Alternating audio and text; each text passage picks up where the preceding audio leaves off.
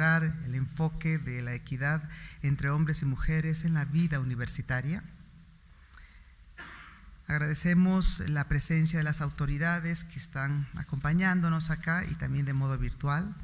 Un saludo a la doctora Mónica Daza Ondarza Salamanca, vicerrectora académica nacional de la Universidad Católica. Saludo a la distinguida señora rectora de Sede de la Paz, doctora Jimena Pérez Arenas, acompañada de la doctora Yolanda Ferreira Arza, directora académica de Sede. Un saludo al señor director de la Escuela de la Producción y la Competitividad, David Zabaleta. Saludo a la señora decana de la Facultad de Ciencias Sociales y Humanas, María Elena Lora.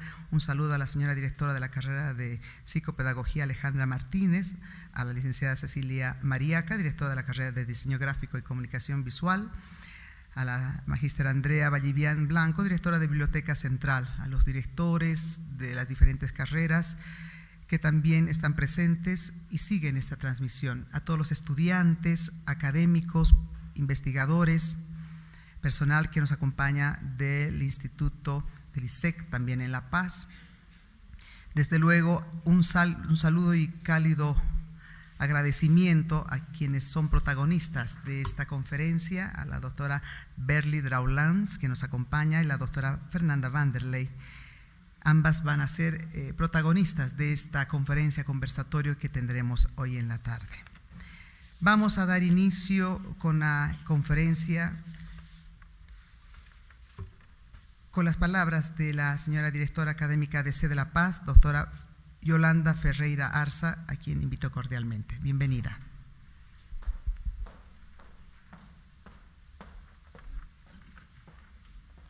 Muchísimas gracias, buenas tardes. Un gusto estar en este evento y dar las palabras de apertura. Para mí es un honor, en realidad, dirigir estas palabras en este evento que para la universidad es muy importante, la conferencia sobre perspectivas de equidad entre hombres y mujeres en la vida universitaria, que no solamente es importante, sino es trascendental en el mundo de la educación. Porque en la educación está involucrada la formación del talento humano, y nosotros buscamos en esta universidad una formación integral. Es un encargo social que involucra el reto de desarrollar personas responsables con la transformación y el desarrollo social. Buscamos seres humanos capaces de buscar soluciones en un mundo globalizado y mediatizado por profundos cambios socioeconómicos que han agudizado las desigualdades existentes y generan así también la aparición de nuevas otras formas de discriminación y vulnerabilidad a las distintas diferencias, a las formas que tenemos de ser como seres humanos. Estos espacios de inequidades demandan que la educación se haga cargo de ellos y sea una educación inclusiva, equitativa y de calidad permanente. La educación superior y específicamente la educación universitaria tiene una función entonces esencial en el desarrollo de esta sociedad. Formar y educar y crear recursos humanos capaces de buscar soluciones en un mundo globalizado y mediatizado por profundos cambios que agudizan estas desigualdades.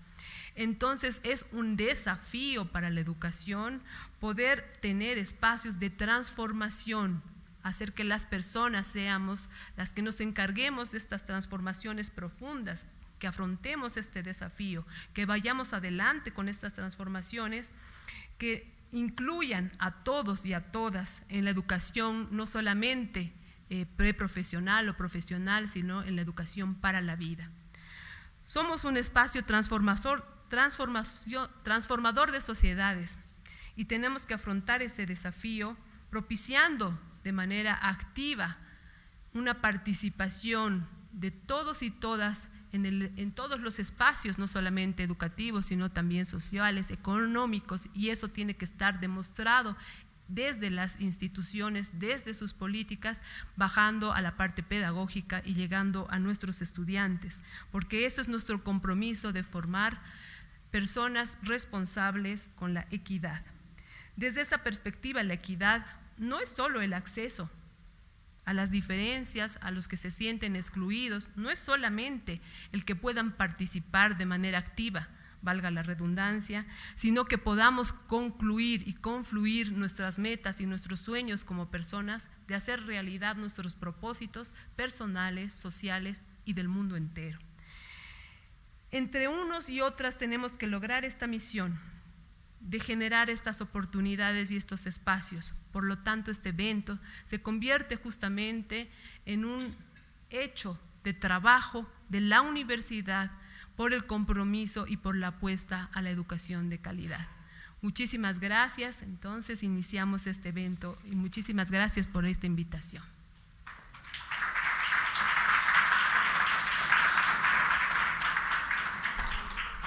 Muchas gracias.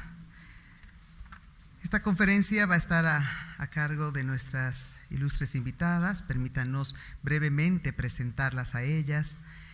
Berly Drouwlands es profesora asociada del Centro de Investigación Sociológica por la Universidad Católica de Lovaina, especialista en género y diversidad en la investigación y la enseñanza, responsable del máster interuniversitario de género y diversidad por esta misma universidad. También este es un proyecto además único en colaboración entre las 5 universidades flamencas, y ella fue presidenta del Blear High Level Task Force Gender, del grupo de expertos en género, diversidad y desarrollo del Consejo Interuniversitario Flamenco Blear UOS, y copresidenta de un grupo de trabajo en el programa COST de reducción de la vejez, exclusión social, colaboraciones en investigaciones y políticas. Colabora en South Barents, en Etiopía, Ruanda y Sudáfrica, y además Bolivia con el proyecto Blear UOS. Es miembro de la Junta de Gobernadores de Emmaús, un conjunto de instalaciones de salud y bienestar en Flandes, Bélgica. Acompañada por Fernanda van der Leij, ella es doctora y maestra de Sociología por Columbia University, licenciada en Ciencias Sociales por la Pontificia Universidad Católica de Río de Janeiro. Actualmente es directora del Instituto de Investigaciones Socioeconómicas Iisec de la Universidad Católica C de La Paz.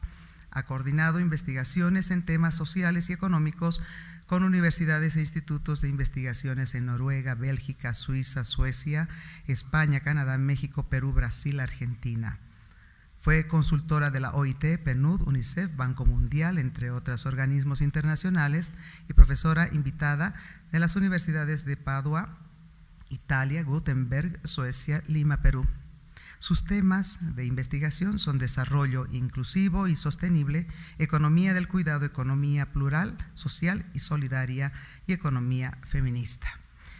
Entonces el micrófono es para nuestras invitadas Berly Drouwlands y Fernanda van der Leij, que va a hacer también una traducción simultánea en esta conferencia: ¿por qué y cómo integrar el enfoque de la equidad entre hombres y mujeres en la vida universitaria? Bienvenidas.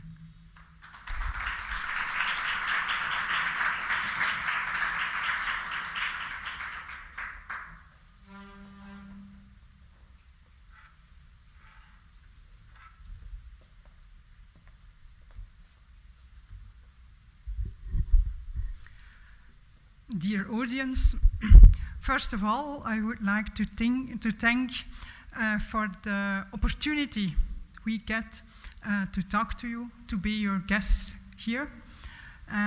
More or less exact 1 year ago, I could attend here the meeting in the context of Blear UOS, the start of the second phase. So it's my second time in this same room. But I'm very happy to be able to be here again and to address a topic that we consider very important. And when I refer to we, it's not only that I consider it myself to be very important, but at our university, Catholic University of Leuven, it's an important issue. For Blear UOS, it's an important issue, and also for the Flanders Research Founding Organization, the organization which offered me part of the funding to be here these 2 weeks, also considers gender and diversity sensitivity to be an important issue within research. I want to apologize for speaking in English. I do understand Spanish when people speak slowly, which is not always the case. But we made an agreement that Fernanda will comment and a bit on what I am saying. But in case you need a literal translation, please interfere. Don't hesitate. Buenas tardes. Para mí también es un honor estar acá.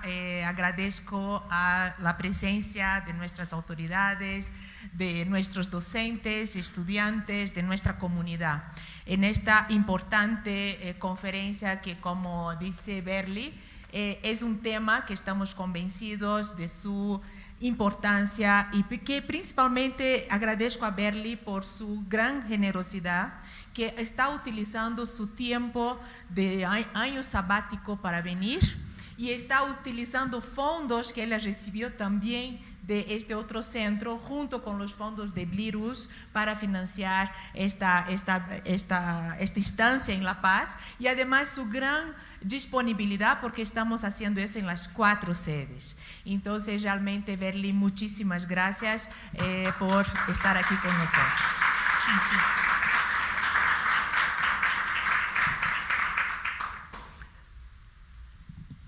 Okay, I would like to refer to the slogan you see there, Vleerhuis, sharing minds, changing lives. And this slogan comes very close to the first, what was expressed, for example, in the first set of the Millennium Development Goals, as you know, developed in the period of 2000-2015, but also in the more recent set, the most recent set of UN Millennium Development Goals. In the first set, there were only 8. You see that number 2 refers to education, and number 3 refers to gender equality and empowerment of women.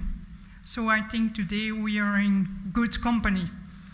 And it's repeated in the newest version, the most recent one, the newest set of the UN Millennium Development Goals. Here you see number 5, focus on gender equality, next to number 4, education. Lo importante es que estamos alineados y estamos con este compromiso, ¿no?, con los objetivos de desarrollo sostenible. You may be familiar with this drawing, which seeks to explain the distinction between equality and equity. Equity, on your left-hand side, is based on the assumption that everybody can live his or her life based on the benefits from same support. This is considered to be equal treatment. But, however, an equity option, which is here, gives people the support they really need. And within society, some groups may need more or other support than other groups.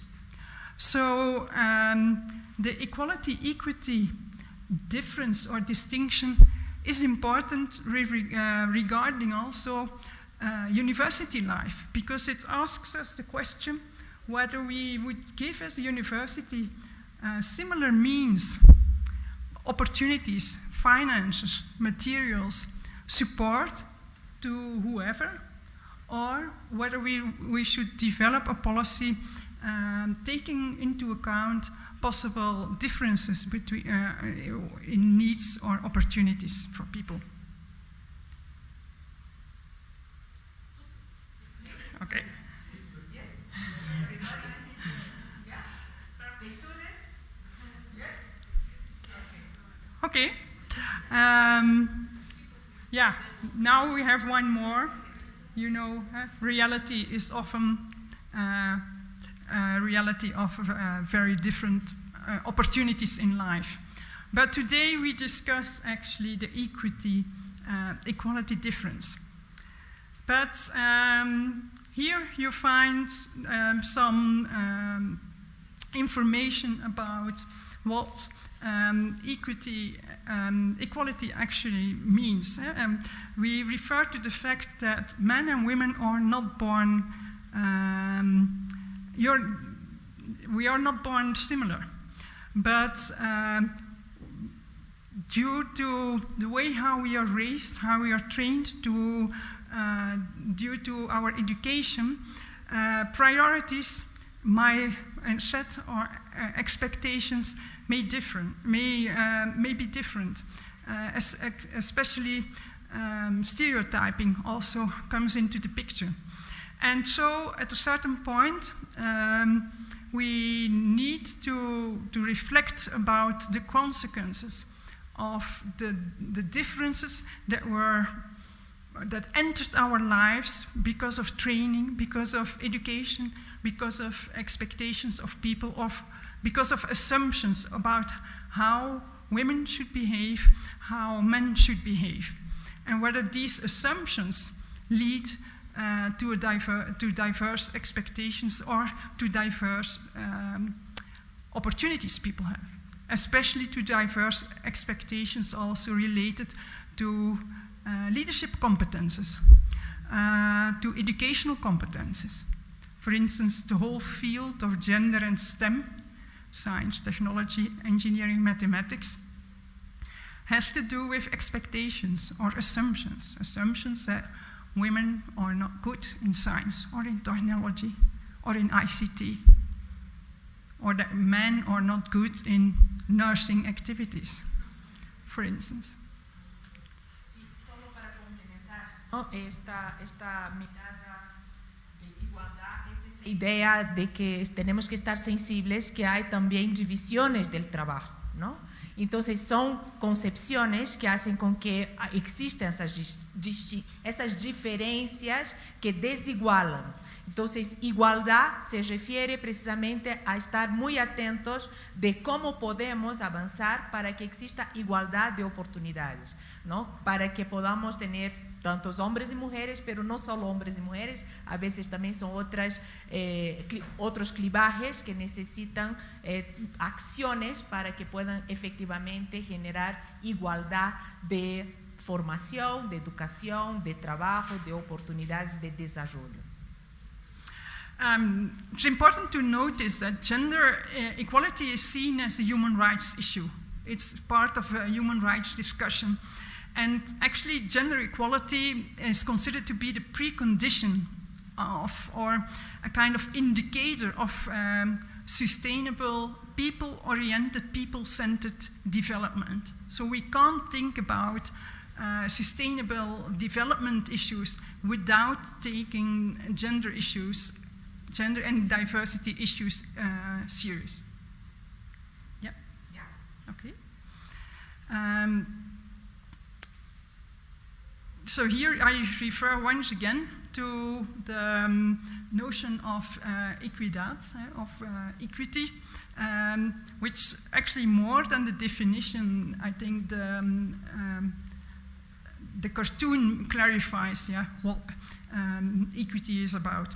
And I prefer to translate it very concrete in the sense that I could once witness in Ethiopia a discussion among deans of Arba Minch University, and they also invited me to talk about how a gender action plan in the Ethiopian context or in their Arba Minch context could look like. We do have also a VLIRUS program running in Ethiopia, and that was the context. I showed this picture, and in theory, everybody agreed. Then the discussion, there was time for discussion, and one of the deans, only male deans, I must admit, raised his hand and asked me, do I understand it right that in each box there is money? or there are computers, or there are formation and educational activities. Yes, that's how you can translate it. So, is the consequence that you ask us to within our faculty to guarantee that some groups get more finances, get probably more material support than others? And when I said, yes, this is a possible consequence of this way of reasoning, the debate changed, because everybody admitted in theory and agreed in theory that this was fair. And as soon it was translated into the concrete reality of faculty life, the discussion started, and there were all kinds of arguments why they couldn't make distinction in offering means, finances, support to people. And I can guarantee it was a very intense debate. Ok, maybe yo creo que es importante aquí entrar un poquito más porque no tenemos el apoyo, ¿no?, de las filminas en español. Berle está contando la experiencia de hacer ese tipo de discusión en África. Y cuando ella hizo esa discusión, uno de los decanos preguntó si si asumir una política de equidad en la universidad implicaba también disponer de recursos adicionales para precisamente promover condiciones para ciertos grupos que están en desventaja. Eso puede ser tanto grupos de mujeres, pero también podemos pensar, por ejemplo, los con alguna discapacidad. Para que la universidad sea inclusiva, por ejemplo, necesita invertir en acceso, ¿no? Invertir, aquí tenemos nuestro experto, ¿no?, José Luis, en el tema de discapacidad y todo lo que la universidad viene haciendo. Pero eso implica, para realmente promover una política de equidad hacia la inclusión, disponer de recursos adicionales que puedan realmente incluir grupos, personas que son minoritarias o están en una situación de desventaja. Y al momento de pensar así es cuando efectivamente uno puede probar, ¿no?, cuán comprometido está una universidad con este tipo de política. But I would say that we continue. Okay. With the concept of equity. Yeah. Okay.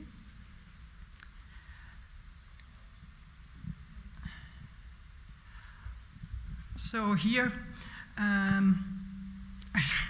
missed the translation into English now on my slide. So I suggest that, that you just okay. comment on it. Entonces, eso es lo más importante del concepto y la diferencia entre el concepto de equidad y el concepto de igualdad, es que igualdad es al final lo que queremos. Queremos que todos tengan igualdad de oportunidades, ¿no?, más allá de nuestras diferencias biológicas o nuestras diferencias, ¿no?, en muchos sentidos. Pero cuando uno habla de equidad, uno da un pasito más, ¿no? Entonces, por ejemplo, esa política de equidad tiene su gran exponente en el movimiento por los derechos civiles en Estados Unidos, ¿no?, donde ustedes saben que hasta 1960 todavía la población negra en Estados Unidos, africana, ¿no?, de ascendencia africana, no disponía de derechos civiles, ¿no? Gana el derecho civil en los años 60, pero todavía siguen muy discriminados en las universidades, en el trabajo, etc.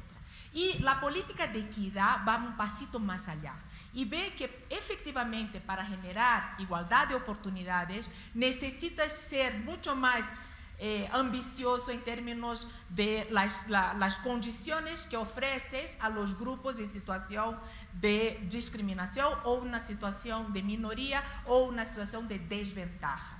Entonces, para lograr la igualdad, necesitamos tener una propuesta de política, de acciones, de programas mucho más ambicioso para lograr la justicia social. I would like to add here also a perspective related to belonging to a Catholic university.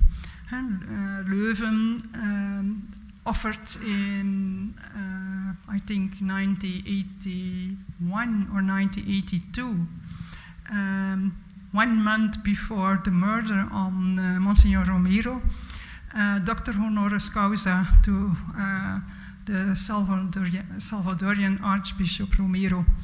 And within theology, the notion of a priority option for the poor is within Catholic tradition is a very well-known option.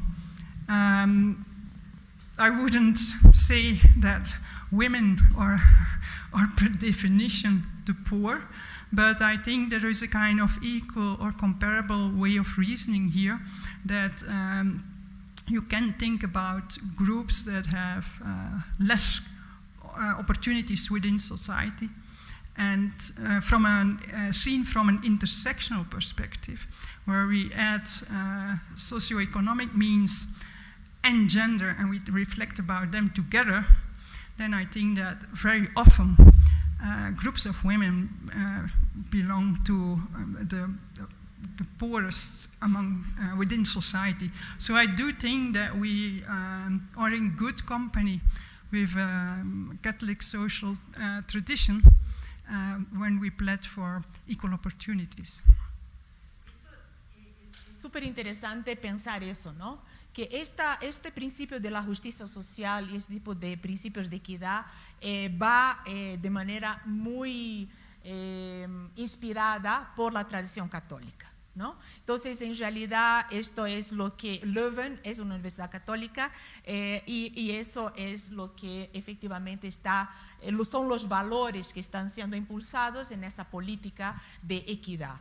Y algo que mencionó Berli, que me parece muy importante, que no es solo una política dirigida para promover la igualdad, o sea, una política de equidad para promover la igualdad entre hombres y mujeres. Es también para promover la igualdad y la capacidad de integración de diferentes grupos. Entre ellos, por ejemplo, personas que pueden venir de clases sociales o estratos sociales en desventaja.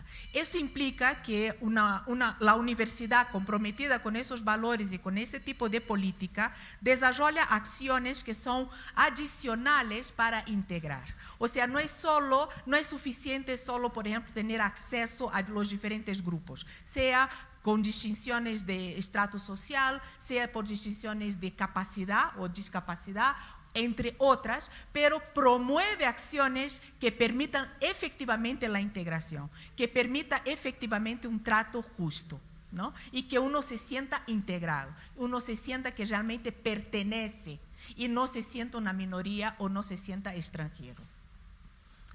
Okay, let's move to the concrete possibilities of how can we start working about this subject at university. I'm very happy to be able to refer to Londa Schiebinger's so-called 3-fix theory.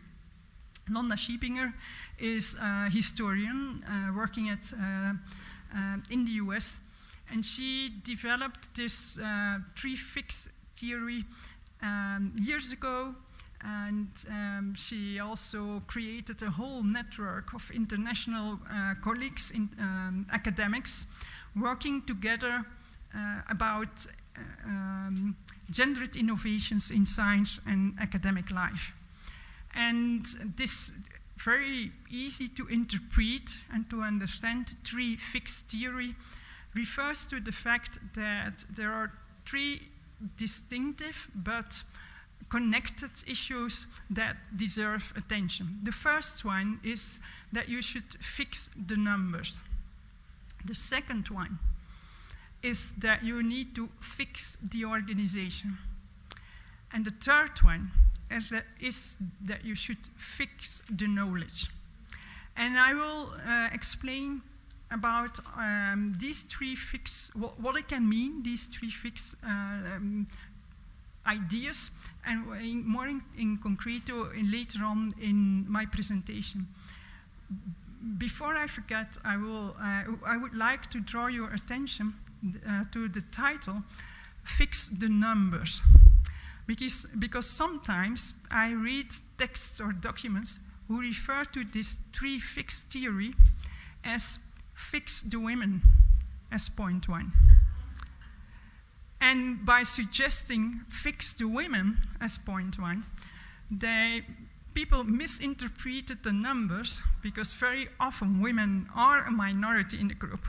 But when you refer to fix the women, it suggests that there is something wrong with the women, and that women wouldn't understand how they should behave in a certain environment, in business life, in academic life, and that the women should be changed. Yeah? So it's important to see that it's about the figures, because in some institutions or in some occupations, for instance, nursing is an example I often use. Fix the numbers would mean fix the men. We would like to have many more men in nursing activities. Yeah? La presentación entonces está organizada en esos 3 puntos. Esta es una teoría muy importante de esta investigadora que creó un network muy grande. Como vamos a ver, hay una website en Stanford University que tiene todos esos recursos, y esta teoría apunta que hay 3 trabajos que hacer para lograr esa igualdad. Uno primero es arreglar los números, un segundo es arreglar la organización, que quiere decir que hay temas de gestión, ¿no? Y un tercero que es arreglar el conocimiento, que tiene que ver de cómo incorporar la perspectiva de género en la investigación y la docencia. I also want to add that Vleer-US adapted this three fixed theory in her basic documents. So on the Vleer-US website, you will find quite some information about implementing gender and diversity sensitivity in projects, in international projects, and you can see that that they also, and I must admit that there was also a bit of my influence in doing so, that they also organized the information in this, within the context of this three fix theory. But it's actually a simple, very recognizable, and didactically easy to use division. So, what's the starting point? The starting point is always that we should get facts and figures. Facts and figures that can convince people about the necessity to create change. But facts and figures, yeah, in sociology you love facts and figures, of course, but we consider them as a first step of knowledge. Where are we? What's the current situation? So monitoring refers to investigating the male-female ratio, for instance, of students, enrollment of students in educational programs. Do we have programs, or do you have programs who have a strong majority of men? Do you have educational programs with a strong majority of women? And how does the minority group feel, behave, develops within this strong minority group of students? We had I can't elaborate on that, but we did a very interesting exercise in Leuven related to that, about how women, female students progressed within ICT and engineering studies, and how they did regarding grades, and what about the male students in psychology, educational science, and ideology, for instance. But the same counts for academic staff. What's the male-female ratio within the staff? In which grade are women, men and women appointed? Idem, the same for administrative tasks, yeah, the administrative level. Yeah. This is an example or the result of such kind of monitoring exercise at our university.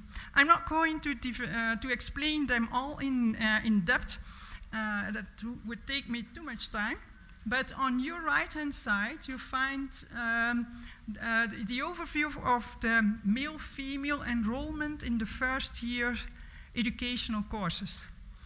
And you can see that there are educational programs with a strong majority of men, and there are educational courses with a strong majority of women. We collected facts and figures as of the beginning of the 1990s. So we can, and we expected that there would be an evolution towards more equality within the programs. And you're right, you not know. It's indeed, despite the fact that in society we focus much more on gender equality, the choice of our students for a specific program is very strong gendered. It's very hard to create change. But we continue to monitor. And sometimes it's very disappointing. The Faculty of Engineering installed a diversity commission at the beginning of the year 2000 in order to, hoping to be able to develop strategies to get more women into engineering studies. They don't get the figures higher than 12, 15, 18% enrollment. Yeah?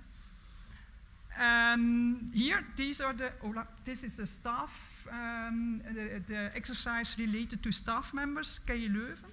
Male, female, the percentage of female at every level of the academic staff. And the one on your left-hand side is the overview of academic staff for all the 5 Flemish universities together. And here, that's not what was intended to be. Okay. These are the percentages of female academics, full professors. Here, these are the PhDs and assistants. At that level, women are still a majority, but the problem starts as of a postdoc level. Then we lose our women. Yeah? It has been improved over the years, but still a lot of work to do. Okay, why is it important? Why are collecting data about figures important? I would like to refer briefly here to Rosabeth Moss-Kanter's theory, token theory. She's a professor in business administration, and she spent a long time investigating the impact of belonging to a minority group in the way how people function or behave within a group. This is also connected to social psychology.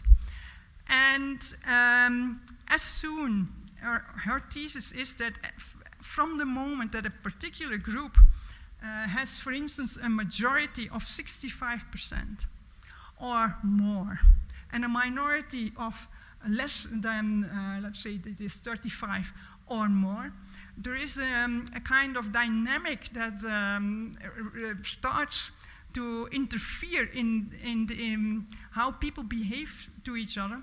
And the stronger the minority, the more the majority group looks upon the minority based on all stereotypes they have about this minority. I would so, think, yeah? Just to go fast, yo voy para un poco ir avanzando porque todavía no tenemos cosas muy interesantes que ver.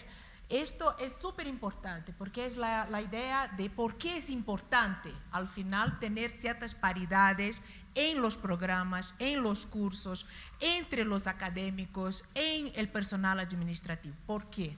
Y una de las razones es precisamente esa teoría donde hay mucha evidencia de que cuando hay una minoría con menos del 35% en un grupo, el grupo mayoritario empieza a mirar a esa persona o esas pocas personas con todos los estereotipos que se pone en el grupo, ¿no? Entonces, todas las cualidades, capacidades de estas personas que están en situación de minoría se pierden.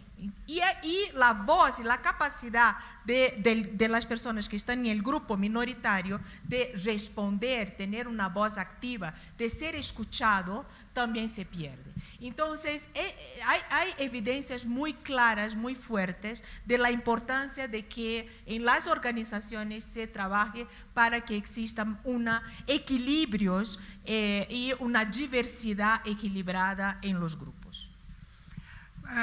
We know from research that you need at least 1/3 or 40% of the minority group in order to be able to create a cultural change in the organization. But here this token theory refers to the fact that people will look upon the minority as if these persons represent in general, the minority group. Imagine that I would be the only woman within a group of male colleagues, which has been the case very often in the 1990s for me. I could sense that my colleagues looked upon me as if I was representing a kind of general idea about the women and how they would behave. And sometimes I got the impression that they forgot about my personal competences or what I would achieve and so on. It's important to know that they think at that moment based on stereotypes, but also based on prejudices. Of course, this causes damage for the minority group members. Important to notice is that this theory not only refers to male-female relationships, but it counts for all kinds of minority-majority relations within a group. Age can be one, but of course also ethnicity, class, race. In the US, there are quite some studies relating to token theory and race, for instance, Afro-American community. Important small note, very often I hear people talk about, or in terms of women and other minority groups. Women are, in general, not a minority group. Yeah. Depending on the specific context, we sometimes are a minority group, but women are half of the population. So it's important to make a terminological distinction about what is in numbers a minority group, a discriminated group, and a disadvantaged group. Yeah? And whenever I hear a student speak in terms of women and other minority groups, there is a kind of alarm going on. Oh. Yep. So this is the best example I can give about token theory. The question is, how will the dogs react? The question for you is, what does it mean within a university context? How does the majority group value a minority group? Are female professors as highly valued by the students as their male colleagues? We have evidence based on evaluation documents in Leuven that it's not always the case. That some students tend to be much more critical for female professors. Is the female voice, the female colleague's voice, heard as strongly as the one of the men? Has a female dean, does a female dean get as much authority as her male colleagues? These are questions we can raise related to this token theory. Lo importante, creo que para cerrar la primera parte, que son arreglar los números, es que es súper importante tener las cifras, ¿no? Y las cifras realmente por sexo, hacer un seguimiento, ¿no? Y tener informes continuos de cuál es la evolución de los números por grupos de estudiantes, por programas, de académicos también, de administrativos, y esos números son los que nos pueden orientar en la toma de decisiones. Yo creo que eso es realmente importante en el tema de arreglar los números. Okay, and by making this comment, Fernanda made the link to this slide. These 3 fixed moments are interrelated, yes? You can't think about the one without the other. Despite the fact that quite often people are convinced that you can use the numbers only in a descriptive way. Well, I know about the numbers, so what? That's a discussion that a university needs to organize. Shall we go one step beyond the descriptive way, and do we want a change in the organization? And then that's what brings us to the second one, because then we talk about the measures we consider important. Which policy shall we develop? What's the analysis? Which priorities should we set? What needs to be done first? That's what we would organize or think about related to the organization. Some examples. Oops. Yeah, I can skip this one thing because, and I also missed the text. There is something wrong with the PowerPoint. Whoops. Very often we use the word mainstreaming to refer to the necessity to develop a policy. And why mainstreaming? Well, mainstreaming as a notion has been developed in the context of the UN Women's Conference years ago. And the question was to get a policy that would lead to gender equality in the mainstream of a policy of an organization. Not something set apart, but just part of the general policy an organization develops. And that means that its mainstreaming is not a goal on itself. Mainstreaming has as an objective that we would implement greater gender equality for women and girls in relation to men and boys. Ok, esse é um conceito importante, ¿no? Todas aquelas organizações, estamos falando de empresas, el Estado, universidades, qualquer organização que se compromete em ter uma política de equidad, el objetivo es integrar esta política en las acciones estratégicas de la organización y no tenerla como aparte, ¿no? Entonces es tomar en serio qué acciones tiene que hacer, no solo para que en todos los niveles avanzar en la igualdad, pero también estar atentos para tampoco tener efectos negativos porque justamente no se lo está prestando atención. And what's important related to this mainstreaming strategy is that everybody on every level of the organization senses the importance to create change, and that it's not set apart, because many universities, many organizations started with a separate task force. Let's develop a task force women or a task force gender, and they will solve the issue.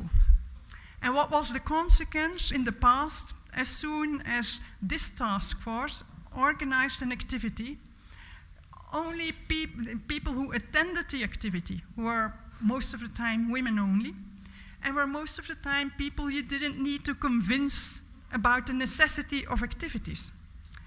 So at a certain moment, also our university decided we opt now radical for a mainstreaming strategy, because it should be implemented on every level of the organization, in every faculty, in every administrative level. And we decided years ago to appoint 2 persons, a man and a woman, in each faculty, in each department, and they were the mainstreaming responsibles. They were the ones who had to think together with all the staff members, together with the students, about the things that needed to be changed within the faculty. within the department. So, una de las medidas es esa, ¿no? O sea, que realmente se asume y eso realmente está presente en todos los niveles. Y eso no es solo para la igualdad entre hombres y mujeres, ¿no? Eso puede ser un task force, y normalmente lo es, para todo tipo de diversidad. O sea, personas que se comprometen para realmente integrar esa perspectiva a todos los niveles de la universidad o de cualquier organización. But I just want to mention the importance about the decision that we made to appoint a man and a woman as mainstreaming responsibles on each level, so that it was not considered to be a women's only issue. Because there were also policies that male academics would benefit of. Because, for instance, the long working hours. And others. So by doing so, we were able to convince people that it was a responsibility of everybody, but also that men as well as women would benefit from the changes in culture, the academic culture. Yeah, I don't know what's going on, but the pointer is okay here. I think we have said this yet. So just, there is not one aspect of academic life that would escape from this mainstream policy. Yeah? You would really investigate work about politics, about policies, about educational programs, economy, also the support you give, material support to students, the discussion about should we develop a daycare center, organize a daycare center. It's really every single aspect of university life that could be part of this reflection. Sí, aquí yo quisiera poner énfasis en eso, ¿no? Por ejemplo, si uno percibe, y eso ha ocurrido, las universidades públicas han dado ese paso ya en varios departamentos, que es el tema, por ejemplo, de la división diferenciada de las responsabilidades del cuidado. Entonces sabemos, por ejemplo, que todavía las mujeres asumen esa responsabilidad más que los hombres, y por lo tanto el acceso a la educación para muchos estudiantes dependen de tener una guardería, un servicio de cuidado para la primera infancia o como una primera medida, ¿no? Entonces eso es algo que esa medida en las universidades efectivamente son importantísimas para promover el acceso de las mujeres a las universidades. Y aquí siempre pongo yo como ejemplo, ¿no? Cuando yo tuve la oportunidad, gané la beca, fui aceptada a una universidad para hacer mi doctorado, en ese caso Columbia, pero yo tenía una hija de 3 años. Llegué con la hija de 3 años. Y si la universidad no ofreciera ese servicio, estaría en serios problemas. Pero por suerte la Universidad de Columbia tenía ese servicio y por lo tanto yo pude estudiar. Entonces yo trabajo con ese tema de la economía del cuidado porque efectivamente eso es algo más que comprobado, además de mi experiencia personal, más que comprobado que tener ese tipo de servicio, ofrecer ese tipo de servicio, es una de las medidas que puede tener cualquier organización, especialmente las universidades, para promover el mayor acceso de las mujeres a la educación. Pero seguimos, ya estamos fuera de... Okay. I could actually add a similar story, having 3 children and writing my PhD. And thanks to the existence of daycare, I was able to finish. And I must say, my gynecologist was the one who was always saying to me, prove to the world that this is possible, and don't believe the people who question that you will reach the finishing line. You will be able to do so. This is a kind of synthesis. What's important? Very important here is not only to develop a program and to implement it, but we stress a lot the importance of monitor the results. Sometimes this is very disappointing, and evaluate. take the time to evaluate the policy developed, the programs developed, and change where necessary. Yeah? Sí, y aquí es eso, ¿no? O sea, aquí hay muchas herramientas, o sea, uno no tiene que inventarse, ¿no? Hay ya muchos recursos y además online aplicado para integrar y tener esos criterios de la igualdad en todas las dimensiones, sea del diseño o de la programación, ¿no? De la planificación, de la implementación, del seguimiento y de la evaluación de cualquier política y programa en todas las esferas de las organizaciones. Entonces, decir que uno realmente se compromete a tener una política implica aplicar esas herramientas al momento de planificar, de implementar, de monitorar y de evaluar. So here you find a kind of example available on internet. We can distribute it. There's really a lot of information available. You don't need to invent the alphabet at all. So what does it mean to define? How can you plan? How can you translate it into actions? And so on. I will give you some examples of what we decided to do at our university. This is just an example of what can go wrong when you would opt for an equal behavior approach. In case there is no gender or diversity sensitivity within your HR department, this could be the result. Yeah? The assignment is given to all of them, but in a similar assignment, but it's predictable who will win the game, yeah, or who will get the job. Sí, eso es un ejemplo buenísimo de lo que es una política de equidad, a diferencia de una política de igualdad. Una política de igualdad diría que todos hagan el mismo examen, en ese caso es subir el árbol, pero ese examen de subir al árbol está diseñado para el mono, ¿no? Tiene al mono como, ¿no? El principal actor y no está prestando atención, no está dando atención a las diferencias, ¿no? Entonces, una política de equidad es una política que toma atención, ¿no? De las diferencias y por lo tanto va, en este caso, a adecuar el examen de selección para que todos puedan darlo en igualdad de condiciones. Entonces, esa realmente es una caricatura genial para ejemplificar la diferencia entre una visión de igualdad, de una política de igualdad, de una política de equidad para alcanzar la igualdad. So, related to fix the organization, it's very important that we ask the question, who is involved? Whose commitment do we get?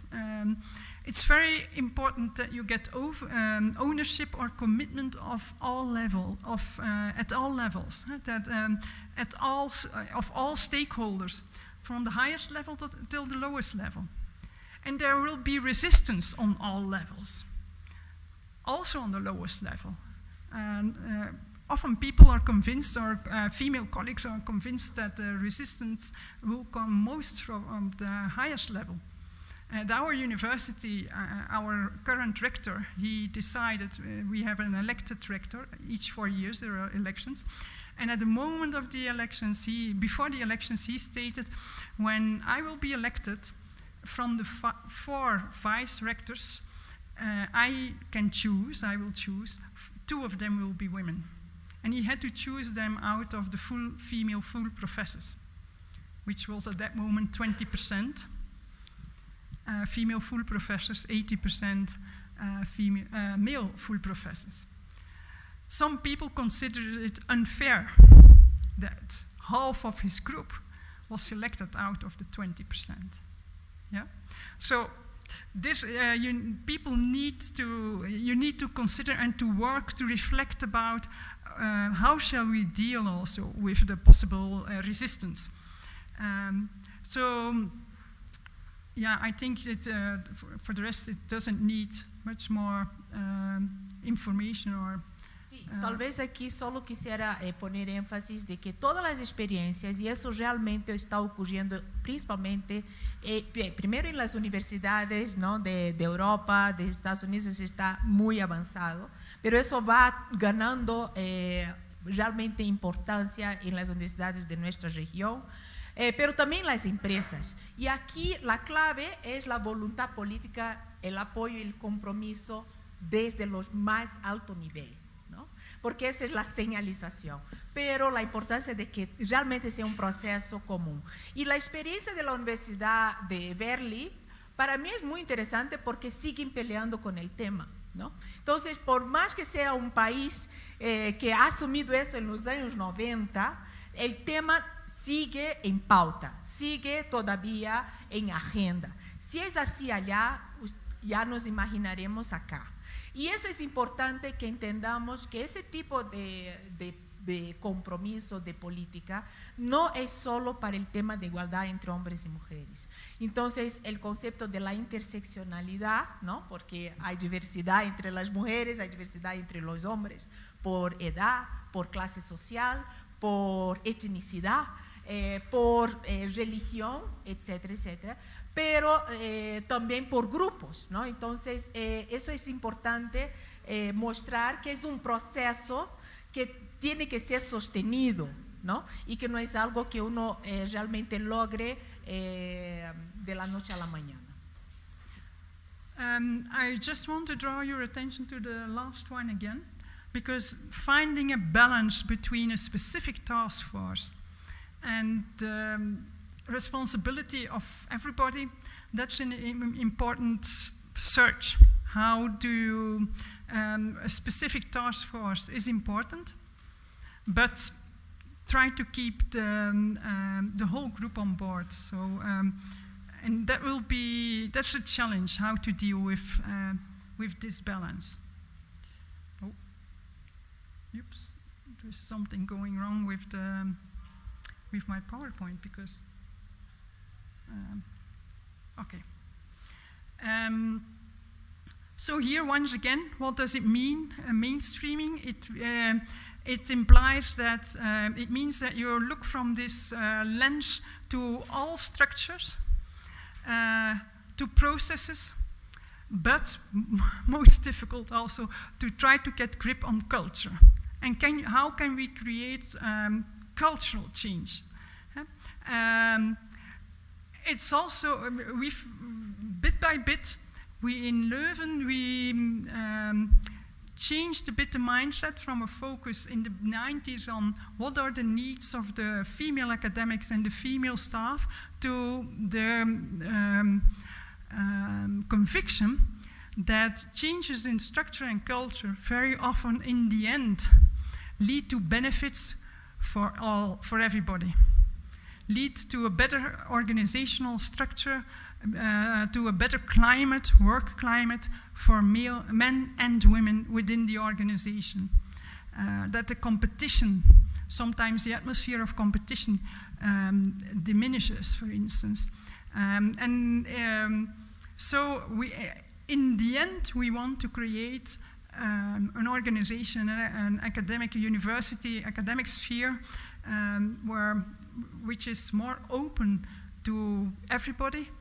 And yeah, we are really convinced that men also benefit from the changes in the climate, in the structures that we try to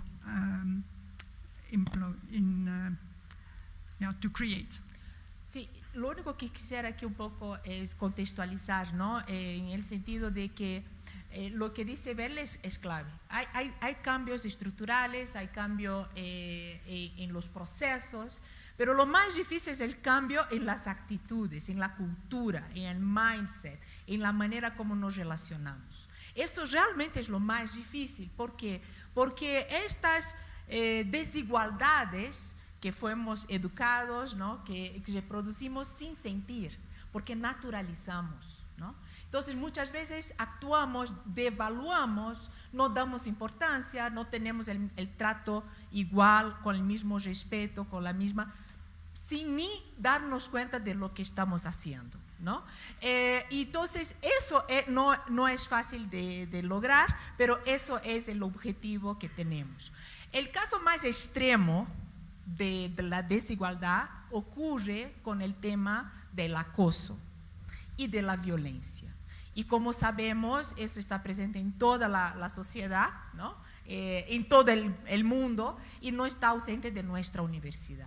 Y es eso, por ejemplo, uno de los grandes esfuerzos que nuestra universidad está haciendo, ¿no? Para superar ese tipo de relacionamiento, ese tipo de práctica que llega a estos extremos, que es la violencia, que es el acoso, principalmente las principales víctimas son las mujeres, no son las únicas, pero son las principales según el estudio del Iisec. Gracias a Dios tenemos algunas de las cifras, estamos haciendo un nuevo estudio también para seguir complementando, porque sin información no podemos avanzar en nuestras políticas, programas y acciones.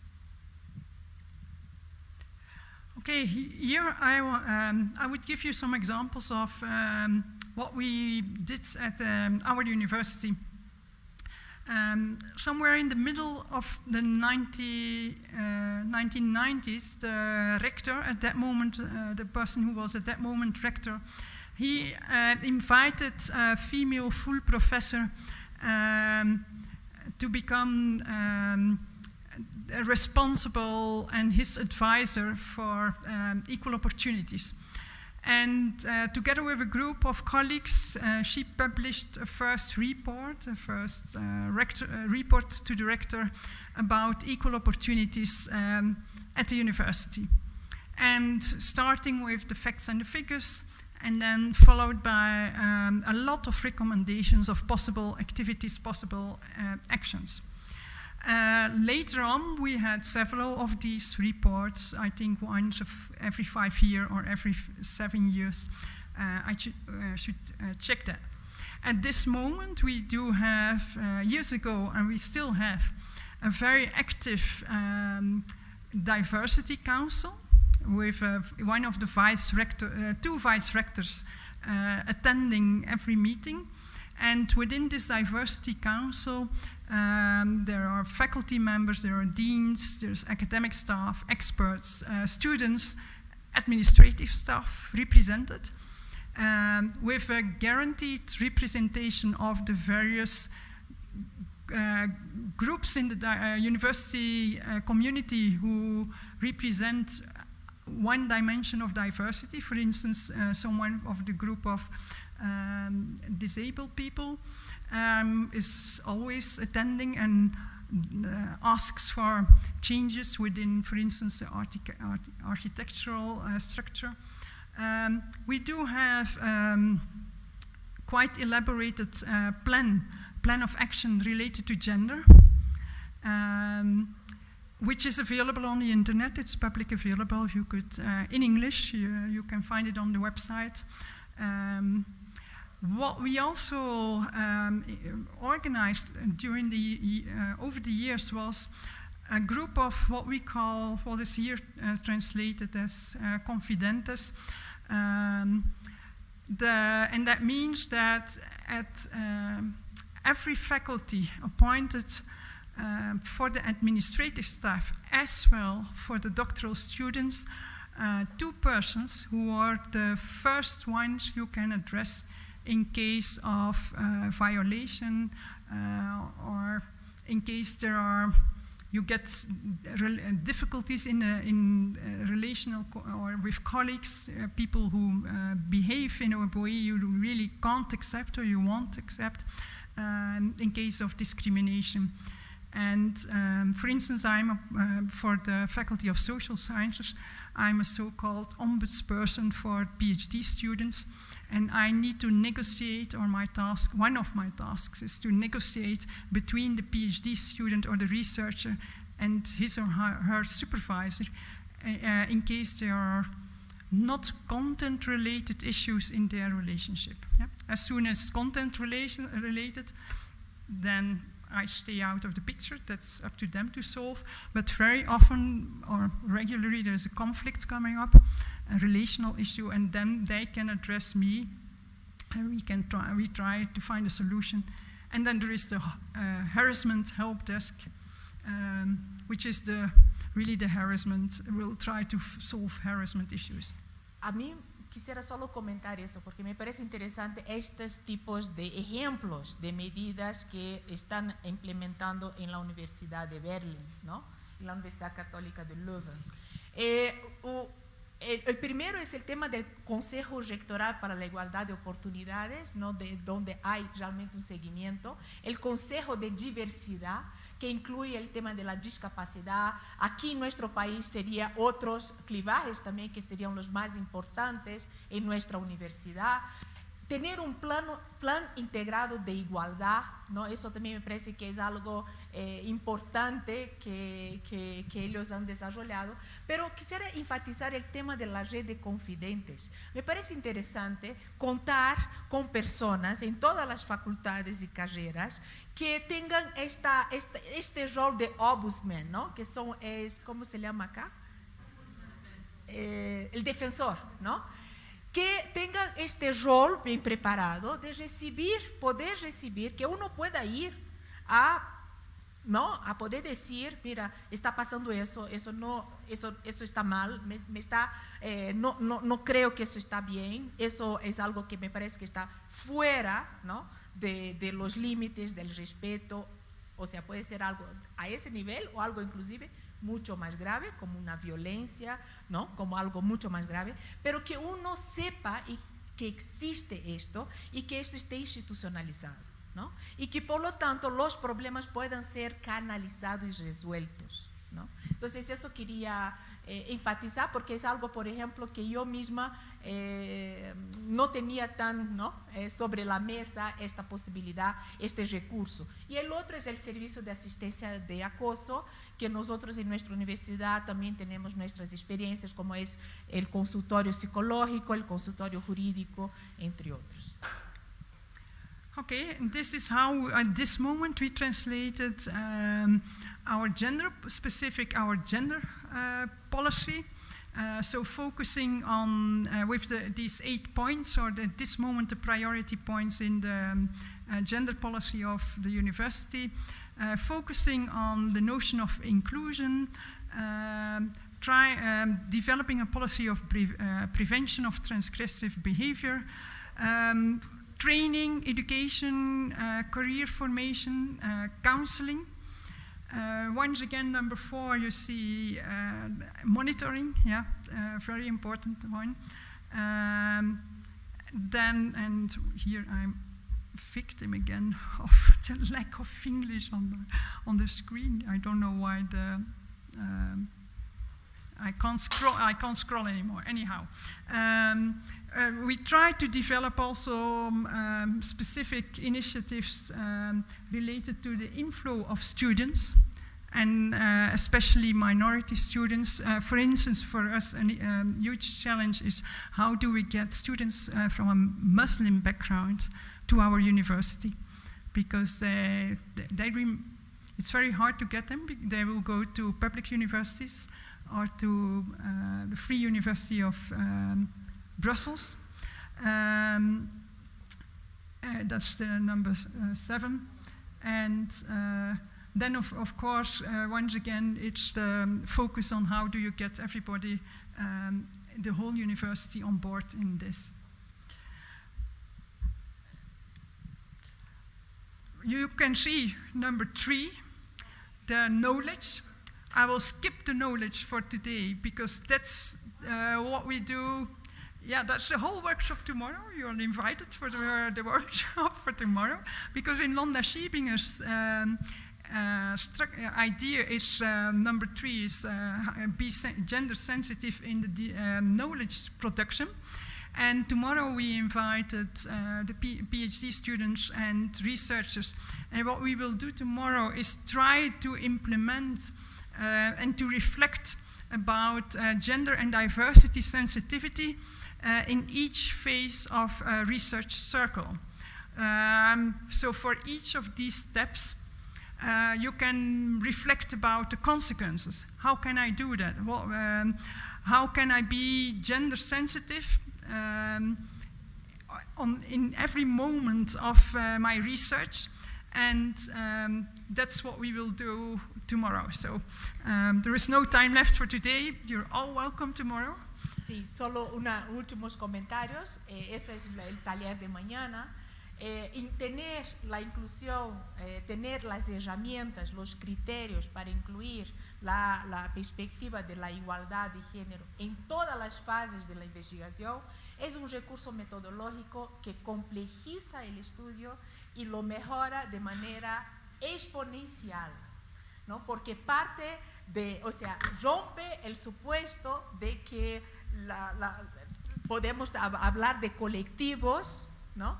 Sin hacer esa distinción de las diferentes posiciones que ocupan hombres y mujeres, pero también por otras interseccionalidades, como es etnicidad, como es clase, como es grupo etario. Y cuando adquieres la sensibilidad para, en cualquier, y eso es muy importante, en cualquier ciencia, en cualquier disciplina. Hay una website que es esta de la Universidad de Stanford, donde tiene recursos para incluir, pero ellos tienen especialidad en las ciencias biomédicas y las ingenierías, en las STEM, ¿no? Porque uno puede imaginarse con mucho más facilidad en las ciencias sociales, ¿no? La importancia de incluir herramientas para entender cómo hombres y mujeres, jóvenes de los diferentes grupos etarios, las diferentes clases sociales, etnicidad, vivencian procesos, ¿no? Sociales y cómo las políticas afectan de manera diferenciada a estos diferentes. Eso es más fácil de tenerlo, ¿no? De entenderlo. Pero muchas veces es más difícil de entender cómo este tipo de perspectiva es importante en las ingenierías, es importante en las ciencias biomédicas, es importante en todas las disciplinas. Y eso es precisamente lo que vamos a abordar mañana y ofrecer recursos para que los investigadores puedan seguir profundizando esto en sus diferentes proyectos. So for those who can't attend tomorrow but who would be interested, you can also, please, I would invite you to take a look at the website. And the title of the website is Gendered Innovations at Stanford University. But when you Google Gendered Innovations as one word, you will get immediately to the website. And it has checklists, it has explanation about terminology, a lot of examples of best practices. So it's amazing work done by Londa Schiebinger and her colleagues. So now it's up to you, I think, and to make kind of translation or to think about what does it mean for you as UCB. What would you do, or what are the main concerns related, or ideas related to fix the numbers, related to fix the organization, related to fix the knowledge? And I translated it into some possible questions here. For instance, can you think of any examples of female-male discrimination in the context of your work? Think about your department, the place where you work. According to you, is there equality in your workplace? How is the atmosphere? How is the culture? How is the well-being of everybody?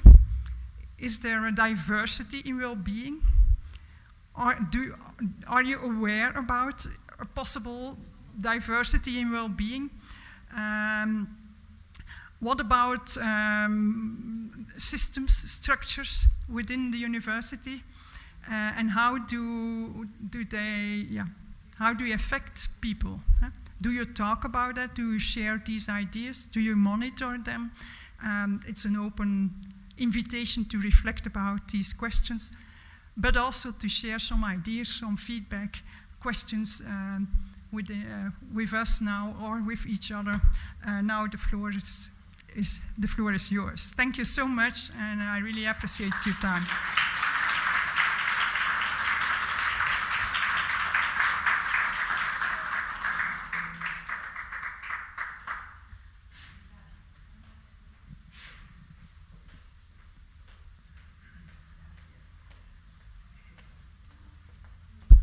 Bien, muchas gracias a nuestras flamantes invitadas de la conferencia de esta tarde, a Berly, un saludo, muchas gracias, a Fernanda también. Y ciertamente este espacio se ha determinado para las consultas, preguntas, compartir algún comentario. Tenemos también la audiencia que está siguiendo la transmisión vía Facebook Live, YouTube Live, para que también podamos conocer las impresiones o alguna consulta en particular.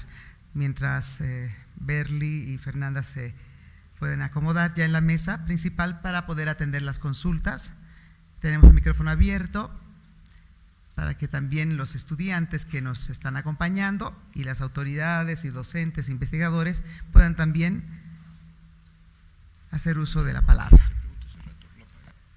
Tenemos allá, si podemos colaborar con el micrófono, la tercera fila. Brevemente la consulta para que vayamos respondiendo a turno con nuestras invitadas. Adelante. Okay, first, thank you so much for coming and for the conference. I wanted to ask about something very specific. As you said, you started this work in the 90s and still you're going through problems and situations.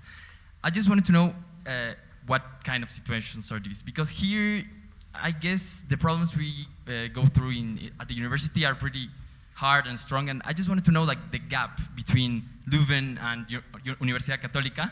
So what are these kind of problems? Like what type of situations have you go through? Yo sugiero que tengamos como una ronda, ¿no? De tener unas 5 intervenciones y pasamos la palabra a Berly.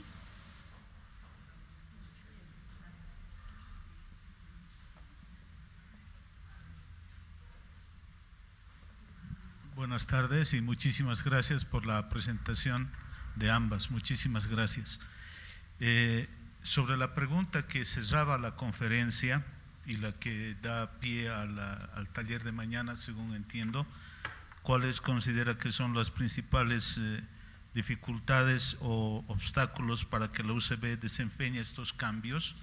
Yo me atrevería más bien a frasear esta pregunta para decir cuáles son también las oportunidades que tenemos actualmente, porque en la Universidad Católica Boliviana, desde el mes de septiembre del año pasado, tenemos, por ejemplo, la política institucional de educación superior inclusiva para la discapacidad, que ese es un elemento único en todo el sistema universitario de Bolivia.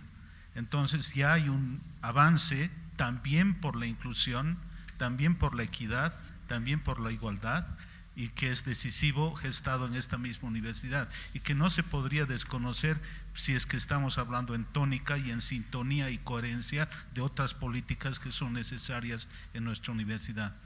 Muchas gracias. Sí, tenemos las consultas, por favor. Hola, gracias por la exposición y por la explicación. ¿Lo hacemos en español o en inglés? Okay, so thank you very much for the presentation. We are also working on this type of issues from an academic perspective. We have a project about leadership in STEM and gender in 3 Latin American countries, and we will be having surveys in each of the countries, so we will be happy to share this with you. One of the things I think it's unclear to me, and I have been reading a lot on these topics, is that obviously we don't want to reach a point where in every career at the university level you have like 50% men and 50% women, because that's just not feasible.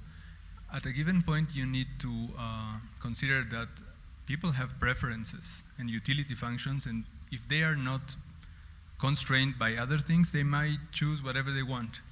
And one of my concerns is you spoke about your home country, but also in very advanced countries in gender issues like Sweden or Denmark, you look at the numbers and you still see these huge gaps. So one of the questions is, we might wait for 3 generations more, but sooner or later we also have to recognize that there are differences in the preferences of people according to gender or other characteristics. And we should never really aim for complete equality, because this is against equity, right?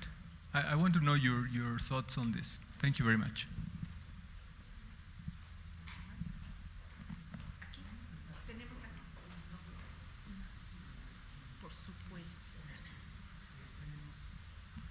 Okay, thank you very much. And my question is a little bit related to what just the person that talked before was saying. When I just saw your figures and your numbers, I was thinking about, yeah, we have some fields and we have more women, and other fields and we have more men.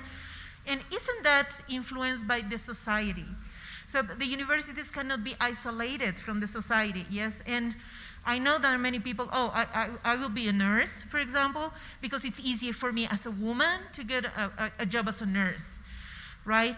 So how is your study dealing with these societal influences and political influences also? Because we have to consider that the government plays a very important role here. Thank you so much.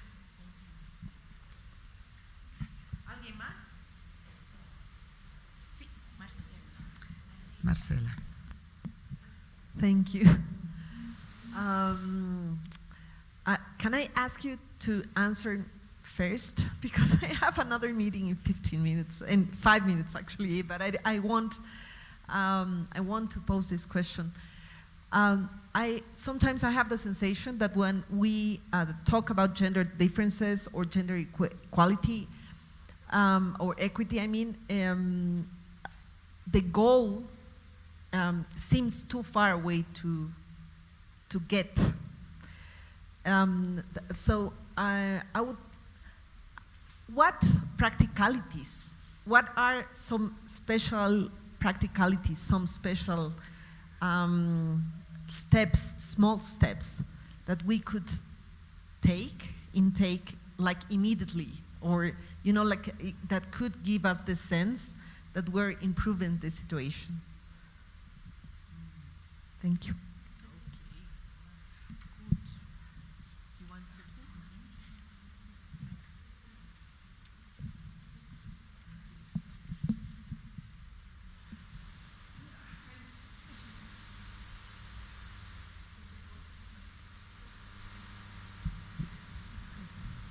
Habilitamos micrófonos, por favor, exposición.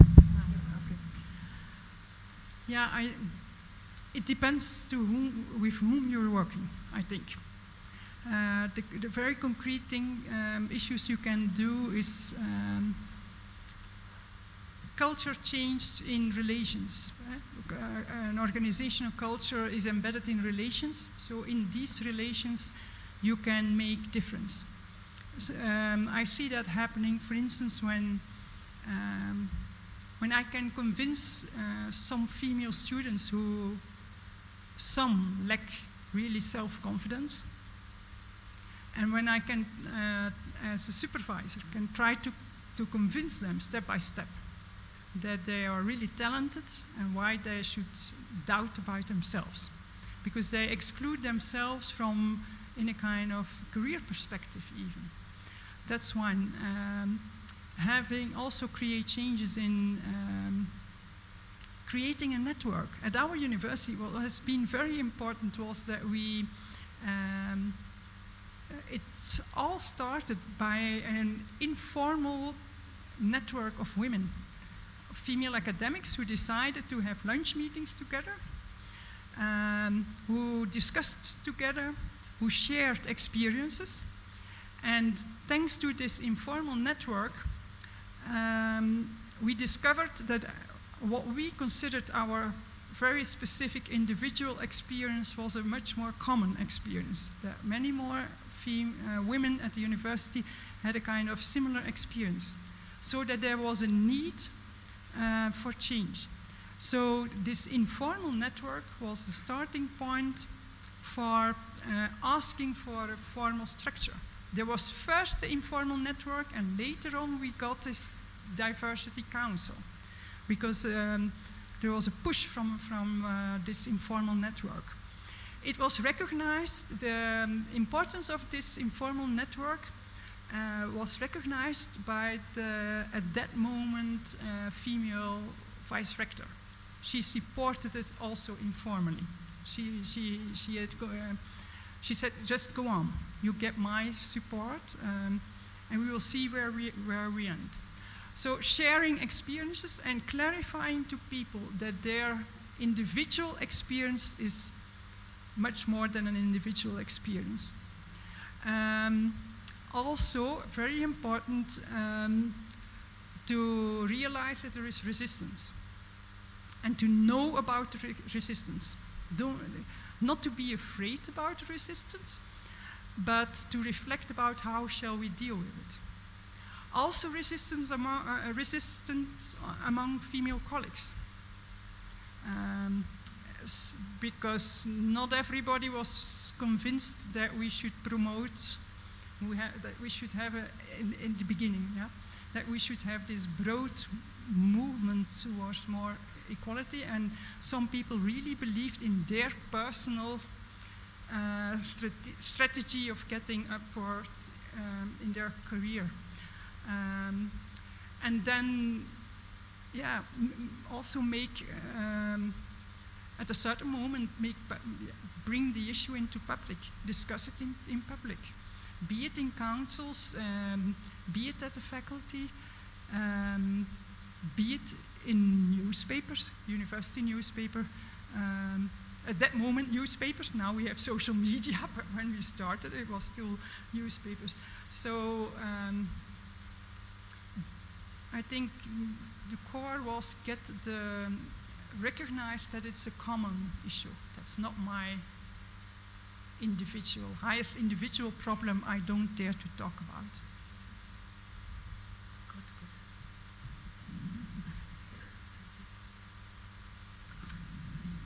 If I may, I can connect this with your question. Because it's, what kind of situations do we deal with? I don't want to compare with the context here, because then, and I also would like to avoid that you think that Europe is far beyond, and because I really want to avoid that idea. But there are, one of the problems that asked quite some time to get them on the agenda was the issue of creating this network of confidence and get openly recognized that sometimes there is aggressive or there is behavior on campus, or that there is discriminational behavior on campus, and that we should develop a common policy. I started to inform, when I was abroad, I started to collect information about anti-harassment policies in universities abroad at around 2010. And I collected I was then guest lecturer in Loyola University in Chicago, and they had a whole policy then. And I collected all information I could get. There were also posters, who you could address. And I went with all my information to our vice rector, saying that I was convinced that these things would happen also in our university, 40,000 students at that moment, so impossible to think that it wouldn't happen. The response I got at that moment, 2011, was, and we have in Dutch a saying, you shouldn't wake a sleeping dog. So when we talk too much in public about an issue, you may you may raise this idea or awake this idea among others. So we will work about it in silence. And wherever I went, I brought the documentation from other universities. I had, later on, I was in Australia, and there I saw the same. Everywhere posters. In case of harassment, or you're a victim of harassment, please address, with a photo of a female student, male student, or a female researcher, male student, or always the two of them, in order to avoid that people would get the impression that only women would be victim of harassment or discrimination. Once again, I went home with my posters, and once again I asked, please, we need to work about it and be open about it. And it asked time to get people to that point. And at this moment, we have this broad network. It's publicly debated.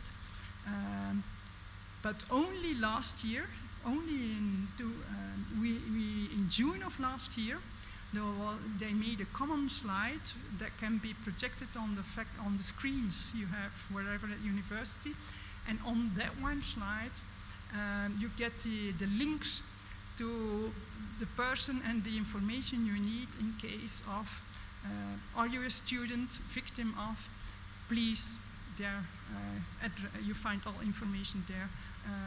For staff, you find all information there. And even till today, not every faculty makes this slide available. So there are still issues that take time before everybody is convinced that it's a good thing to make it public. But I must admit that what helps is the painful experience that we had in not only in Leuven but also in the other universities, some very harsh situations of harassment that got into the media. And at that moment, every university considered it a kind of, not only a duty, but a kind of issue of let's show the best practice and let's show what we are doing in order to avoid that this will happen again. And that was really a game changer. At the moment that the media came across of these issues at university, they wanted to change situations. Another question? Yeah, the STEM. Yeah. I wasn't sure whether your question was related to STEM, and educational choices of students. Yes. Yeah, it was the whole question related to the educational choice of students? Or was it a broader question than that? No, I mean, it's both, but just, I mean, the point is for people like us who care about these issues, we don't want any girl to be excluded or just following stereotypes, not choosing one STEM career, because, I mean, for a country like Bolivia, we're really lagging behind in terms of technology. So we need all the people who have the capabilities and the wishes to go this direction. We want them to move forward. But we don't want to push any girl to this if she doesn't like it.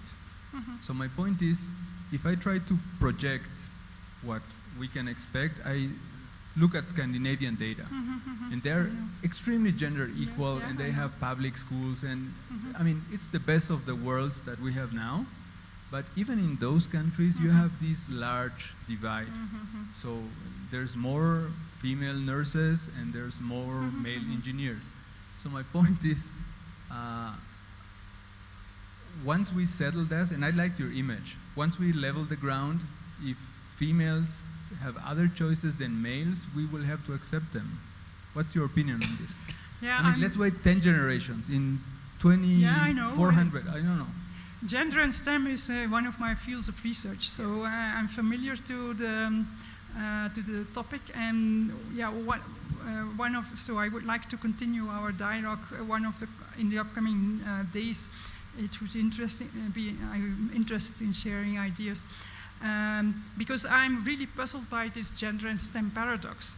The more a country has legislation that is focused on gender equality, the lower the interest of women, but also of men in STEM. Because in Scandinavia, also few men are interested in STEM. But I have no explanation for this gender and STEM paradox. How we can explain that one? That it's reverse.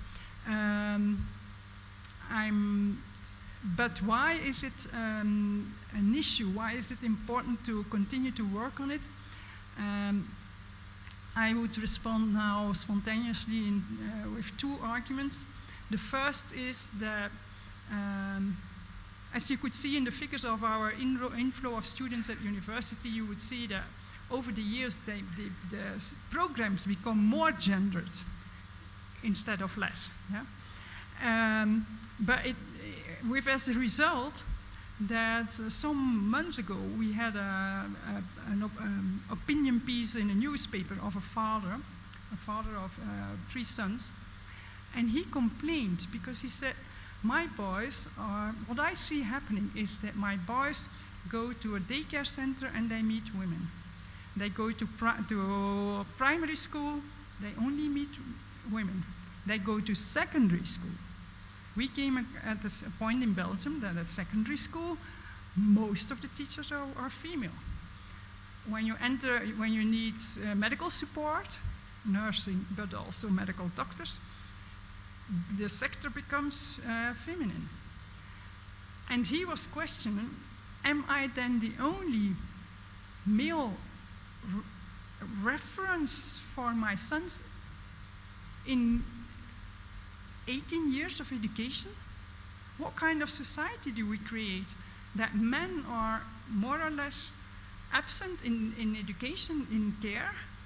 And what are the consequences for the image my sons get about ideas about femininity and masculinity?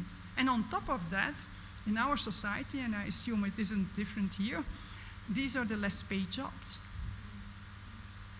Yeah? So the consequences of gendered educational choices for the female careers are quite important. And yeah, for both.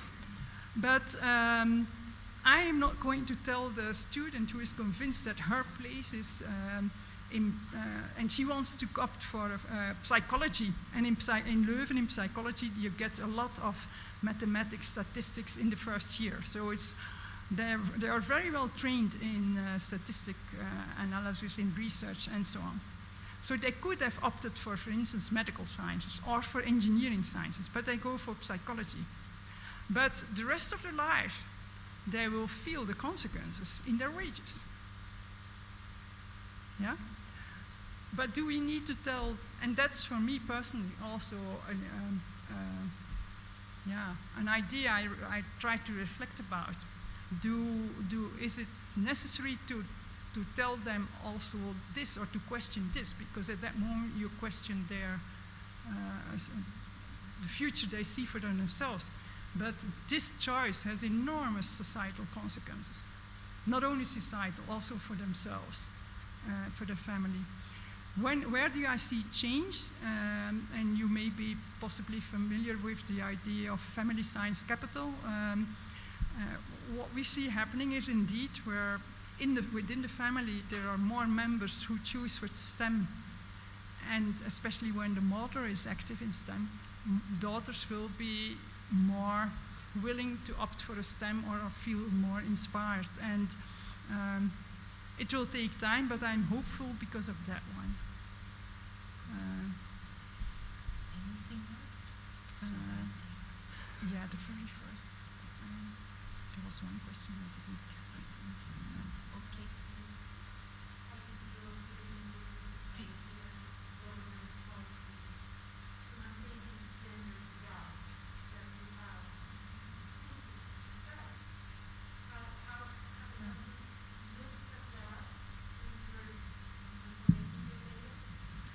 Yeah, well, the research I referred to did that.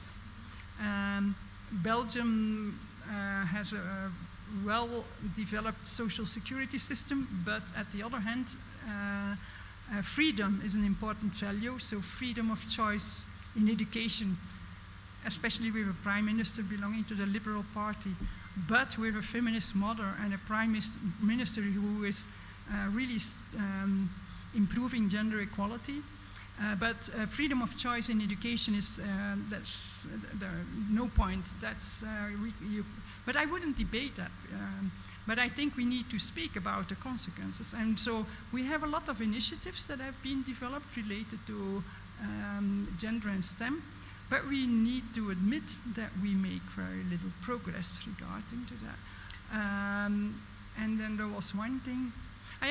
I could add an example of the opposite. I have 2 PhD students who start now in Rwanda related to the issue of gender and STEM, because in the same international studies, I saw that in some sub-Saharan African countries, it's more or less 50-50.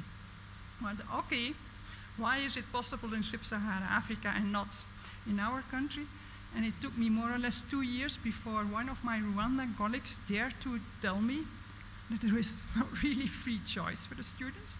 and that based on the results they have at the end of secondary school, there is a ranking made, and that the state will finance part of their education, but then they need to go to the faculty that the state decides where they need to go to based on their grades. So the 50-50% is not really a free choice, 50%. Y tal vez solo para complementar alguna de las preguntas, esa primera, yo creo que es importantísimo avanzar en la legislación, en el marco legal y las políticas públicas y el rol del Estado. Y eso creo que es lo que, cuando pensamos en nuestro país, el movimiento de mujeres, el movimiento feminista, el movimiento, todos los movimientos que están intentando avanzar los derechos humanos, ¿no? Todo el movimiento también sobre la protección de la infancia, en fin, ¿no? El tema de la discapacidad, de la inclusión de la discapacidad. Entonces, eso es algo que hay que hacer. Otro nivel de discusión es qué puede hacer las universidades considerando que es como un subsistema de una sociedad y que por lo tanto tiene determinantes influencias de la sociedad. Cuando recibimos nuestro estudiante acá, ya viene, ¿no?, con todas esas influencias. La pregunta que creo que los tomadores de decisión en las universidades tienen que hacerse es ¿qué puedo hacer en mi espacio, en este espacio? Entonces, ¿cómo podemos influir en este espacio para promover la igualdad, ¿no? Entonces, yo creo que esto es la pregunta que deberíamos hacer. O sea, por un lado, tener claro, ¿no?, que cosas no están bajo nuestro control, porque depende del Estado, depende de modificaciones del sistema educativo, ¿no?, de los estudiantes que llegan acá, entre influencias de la sociedad en general, de la familia, de la comunidad, pero hay cosas que sí están, ¿no?, más bajo nuestro control. Entonces, ¿qué podemos hacer? Y ahí viene en relación a la pregunta de Marcela, que me parece súper interesante los ejemplos de la Universidad de Berkeley, pero que por ejemplo nos muestran que a veces son cosas muy sencillas que podemos hacer, como por ejemplo señalizar, ¿no? O sea, eso de tener carteles que muestran, por ejemplo, que hay dónde ir, ¿no? Y para ambos, o mostrar que ciertos comportamientos no son aceptables, porque lo que vemos en la investigación que ahora estamos haciendo es que muchas veces hay violencia en el campus, acoso contra las mujeres de parte sea de los estudiantes o inclusive del personal administrativo y docentes, porque está tan naturalizado ciertos comportamientos que ni se dan cuenta. Al momento que señalizas que esto no está bien, de manera gráfica inclusive, uno puede tener resultados interesantes. Entonces, hay un montón de acciones que creo que está bajo nuestras posibilidades, que son sencillas, no tienen muchos costos y que pueden cambiar o contribuir a un cambio de cultura, de relacionamiento, a un principio probablemente de manera impuesta, pero está bien, ¿no? O sea, que uno no haga cosas que no están bien, que están vulnerando el derecho y el respeto de los otros, pero a veces realmente es solo saber para no hacer. Por otro lado, el tema de las resistencias. Por supuesto que eso hay que tenerlo en cuenta, porque perder privilegios no viene sin resistencia, ¿no? Porque estamos hablando que aquí realmente es un tema de relaciones de poder, ¿no? Y que eso es algo que tenemos que trabajar. Y en relación a José Luis, me parece súper importante lo que mencionas. El taller de mañana solo vamos a trabajar cómo incluir la perspectiva de la igualdad entre hombres y mujeres, lo que también se conoce como perspectiva de género, ¿no?, principalmente por los organismos internacionales, por los fondos que financian las investigaciones, así se llama, en la investigación. Pero el objetivo del programa CREA en este tema es que ojalá podamos como comunidad universitaria avanzar en políticas, ¿no?, que estén apostando por la igualdad, ¿no?, y por la inclusión y la justicia. Y en este proceso, sin duda alguna, es súper importante todos los avances que ya hemos logrado. Y uno de ellos, sin duda alguna, es la política que mencionas. Entonces, yo creo que va a ser súper importante articular, porque esa es la idea, ¿no? Y como se dice, avanzar sobre lo que ya hemos logrado. Así que muchas gracias. Con eso entonces vamos Muy cedo bien. la palabra a Claudette. Muchas gracias, Fernanda. El aplauso, por favor. Gracias una vez más por la presencia a Verly Drolands, que ha tenido la gentileza de llegar a nuestra universidad, a Fernanda Vanderlei por toda la también colaboración, la exposición y los comentarios a toda la exposición, y a todos y cada uno quienes han hecho posible esta conferencia. ¿Por qué y cómo integrar el enfoque de la equidad entre hombres y mujeres en la vida universitaria? Quienes han seguido la transmisión por las redes sociales, muchas gracias también por los comentarios y aportes, y gracias a la audiencia que se ha quedado todavía con nosotros a seguir hablando de este tema, y será hasta otra oportunidad. Buenas tardes y un aplauso una vez más a nuestros invitados.